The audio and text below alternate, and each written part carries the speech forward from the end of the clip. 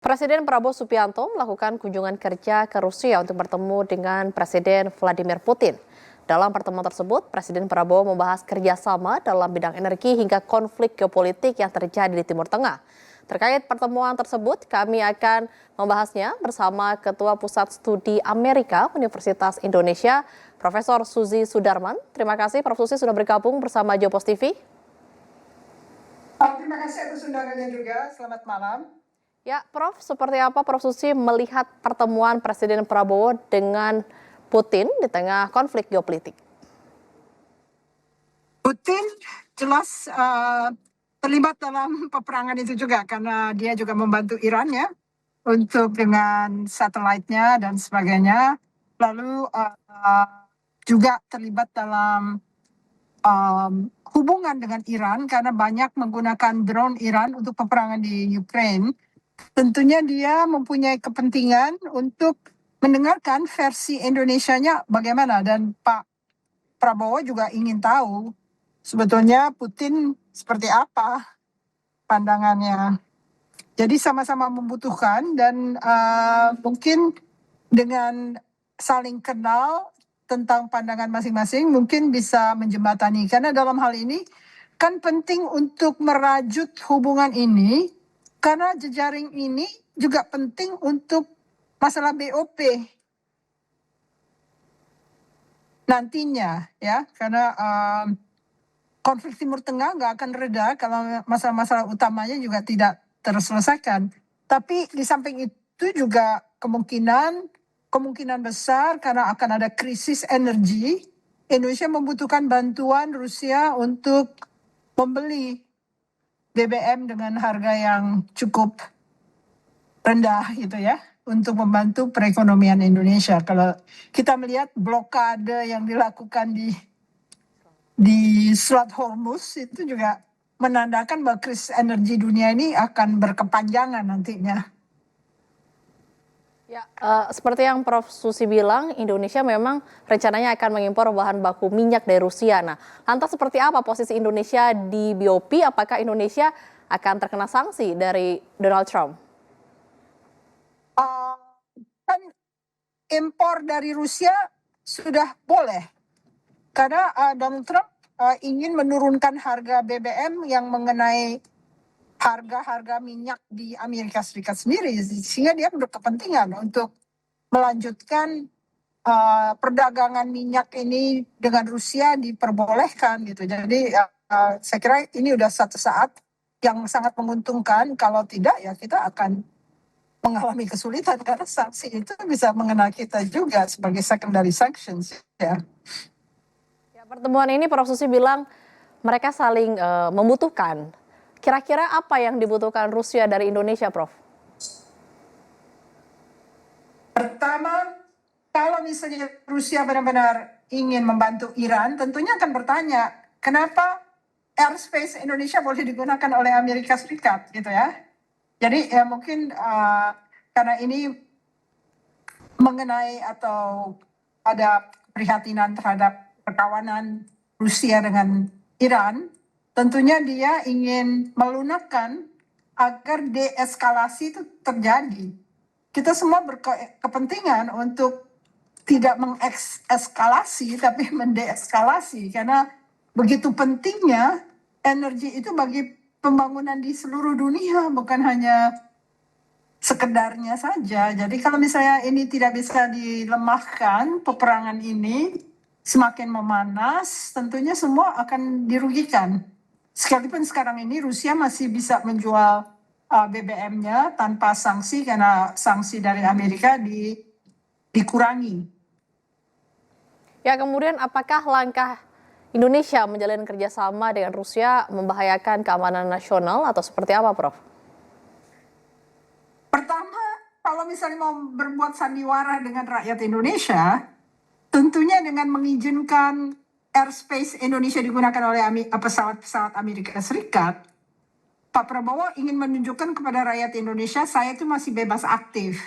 Tapi apakah hal tersebut bisa difikirkan oleh rakyat? Karena ini begitu mengagetkan ya, bahwa kita mengizinkan operasi pesawat-pesawat militer Amerika Serikat ke melewati airspace Indonesia yang sesungguhnya melibatkan Indonesia lebih dalam lagi dalam peperangan di dunia ini. Jadi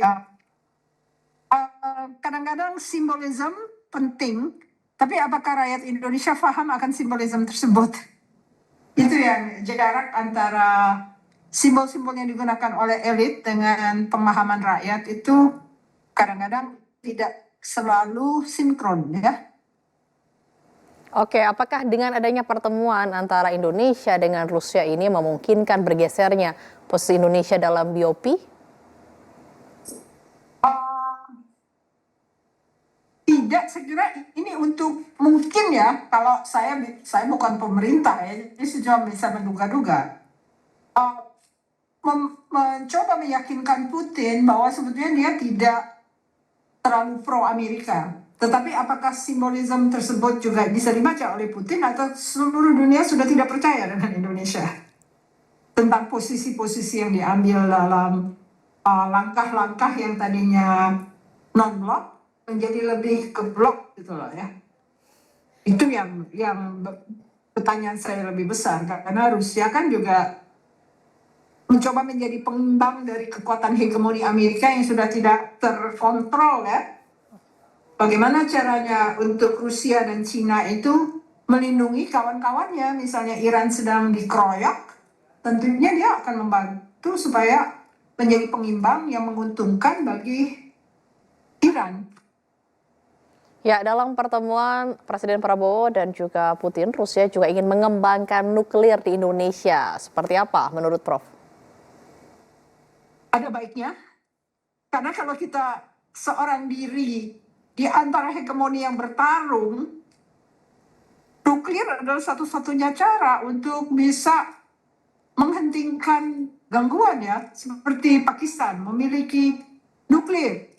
Tidak mudah untuk diganggu.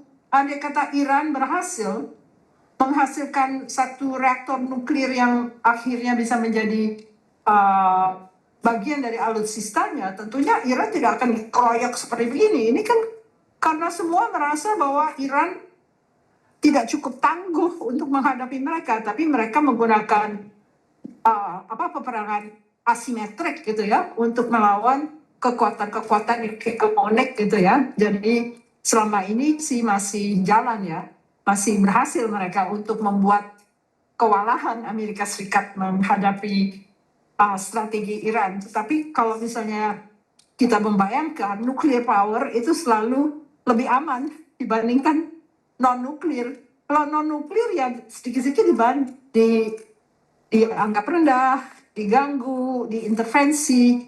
Nah ini yang sebetulnya jadi logika yang terjadi sekarang. Kita melihat bahwa negara yang dengan nuklir bisa membantu bernegosiasi karena dia dianggap cukup bisa keras gitu ya.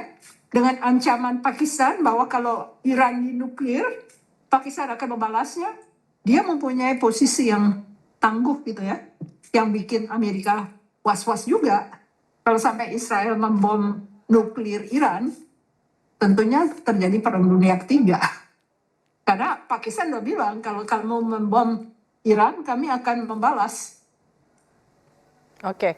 Hari ini diketahui Presiden Prabowo juga melakukan kunjungan kerja ke Perancis dan kita tahu bahwa Emmanuel Macron sendiri menolak tegas serangan ke Iran dan rencana Trump untuk memblokade Selat Hormuz. Menurut Prof Susi, sebenarnya apa yang ingin dilakukan dan apa rencana dari Presiden Prabowo melakukan perhelatan begitu banyak ke berbagai negara? Ya tetap ini untuk melindungi izin yang diberikan kepada Amerika Serikat untuk pesawat militer yang melalui airspace Indonesia ya. Jadi kan Perancis selalu mencari strategic autonomy ya, dia otonom gitu ya, mau membedakan dirinya dengan kekuatan hegemoni Amerika Serikat. Juga Perancis dengan jelas melalui New York Declaration kan mencoba mengupayakan two-state solution dan tidak mendukung BOP. Jadi ini adalah satu permainan simbol yang digunakan oleh Pak Prabowo untuk bisa meyakinkan rakyat Indonesia terutama bahwa saya sebetulnya tidak pro Amerika kok. Saya masih berkunjung ke Putin, saya masih berkunjung ke Macron, dan mereka adalah negara-negara yang tidak sepenuhnya mendukung Amerika Serikat. Tapi kalau kalau secara simplistik itu dipikir berhasil, saya nggak yakin. Hanya kalau Indonesia adalah negara yang diandalkan oleh beberapa negara lain ya untuk tetap berada di Asia Tenggara untuk tidak menimbulkan instabilitas, tentunya itu yang lebih utama dibandingkan dengan simbolisme yang dimainkan oleh Pak Prabowo untuk menunjukkan bahwa kita netral, kita non-blok. Sudah jelas, pesawat militer yang akan melalui airspace kita tujuannya adalah membom Iran. Bagaimana akan bisa meyakinkan kecuali bahwa kita adalah negara yang bisa diandalkan dan syukur-syukur masih berada di dalam pertarungan di dunia ini sehingga kita bisa menciptakan stabilitas di kawasan Indo-Pasifik, itu aja. Ya, kemudian Prof, apakah pertemuan-pertemuan ini akan mempengaruhi hubungan diplomasi antara Indonesia dan Amerika Serikat ke depannya? Sudah jelas kita menjadi alat kok. Kita tidak punya kekuatan sama sekali, kita bukan setara. Jadi kalau kita terlalu baik dengan Donald Trump, dia juga tidak terlalu menganggap ya. Karena kita belum bisa membuktikan strategic gift-nya sekarang ini dibuktikan satu, yaitu airspace boleh digunakan. Tapi itu kan terkait dengan agreement on reciprocal trade. Musuh kami adalah musuh kamu juga. Jadi sebetulnya apakah kita bisa mengatakan Indonesia itu non-blok? Atau sebenarnya Indonesia sudah bergeser menjadi blok barat ya. Coba harus ada permainan kecil-kecil lah untuk menyatakan saya masih ke Rusia, saya masih ke Macron. Tapi pada intinya kita adalah bagian dari strategi perang Amerika Serikat sekarang ini. Mau nggak mau kita harus jujur ya untuk menyatakan kita adalah bagian dari strategi militer Amerika. Karena negara lain menutup akses airspace-nya. Dan untuk melalui airspace Indonesia itu langsung dari Amerika lewat airspace Indonesia lalu ke Iran mengebom terus balik lagi B2-nya ke Amerika Serikat. Ya, terima kasih telah bergabung bersama Jopos TV Ketua Pusat Studi Amerika Universitas Indonesia, Profesor Susi Sudarman. Terima kasih atas undangannya.